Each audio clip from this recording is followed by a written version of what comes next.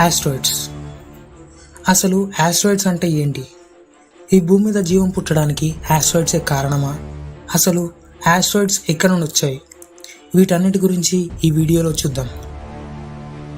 Asteroids ఇవి రాతి లాంటి పదార్థాలతో తయారైన చిన్న చిన్న ఆబ్జెక్ట్స్.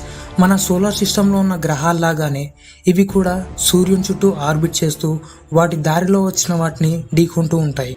ఇలాంటివి మన సోలార్ సిస్టంలో చాలానే ఉన్నాయి. ఎక్కువగా మార్స్కి జూపిటర్కి మధ్యలో ఉన్న ఆస్ట్రాయిడ్ బెల్ట్లో ఇలాంటివి కొన్ని కోట్ల సంఖ్యలో ఆస్ట్రాయిడ్స్ ఉన్నాయి. ఈ ఆస్ట్రాయిడ్స్ డిఫరెంట్ సైజెస్లో ఉంటాయి. వీటిలో కొన్ని చిన్న టెన్నిస్ బాల్ అంత సైజు నుండి కొన్ని వందల కిలోమీటర్ల వెడల్పుతో ఉన్న ఆస్ట్రాయిడ్స్ కూడా ఉన్నాయి. భూమి మీద ఎప్పుడు చిన్న చిన్న ఆస్ట్రాయిడ్స్ పడుతూనే ఉంటాయి. కానీ అవి సైజులో చిన్నగా ఉండడం వల్ల భూమిని రీచ్ అయ్యే లోపే అట్మాస్ఫియర్లో కాలిపోయి డస్ట్లా మారిపోతాయి.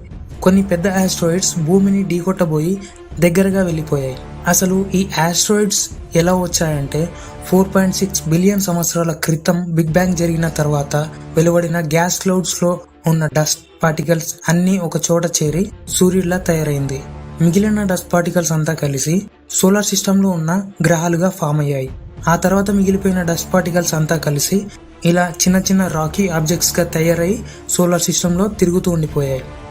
వీటిలో కొన్ని రాక్స్తో, కొన్ని వేరే మెటల్స్తో తయారైన ఆస్ట్రాయిడ్స్ కూడా ఉన్నాయి. ఈ ఆస్ట్రాయిడ్స్ని స్టడీ చేయడానికి సైంటిస్టులు కొన్ని ప్రోబ్స్ని కూడా వాటి మీదకి పంపి వాటిని స్టడీ చేస్తున్నారు. ఈ ఆస్ట్రాయిడ్స్ని స్టడీ చేయడం వల్ల అసలు సోలార్ సిస్టమ్ ఎలా ఫామ్ అయింది, ప్లానెట్స్ ఎలా ఫామ్ అయ్యాయి, మన భూమి మీద లైఫ్ ఎక్కడి నుండి వచ్చింది అనేవి ఈ ఆస్ట్రాయిడ్స్ని స్టడీ చేయడం వల్ల తెలిసే ఛాన్సెస్ ఉన్నాయి. ఇంతే ఫ్రెండ్స్ ఆస్ట్రాయిడ్స్ గురించి. ఈ ఇన్ఫర్మేషన్ మీకు నచ్చితే లైక్ చేయండి, మన ఛానల్ని సబ్స్క్రైబ్ చేయండి.